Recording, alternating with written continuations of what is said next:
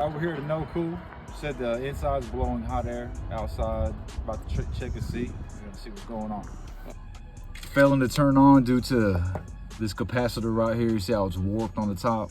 The oil inside has just weakened, got used up, and it is warped the capacitor, failing to hold the charge. I seen people get shocked, like 277. Man, dude, yeah, I have. I cut in the wires that test them, it didn't show nothing. Oh, hell. Yeah.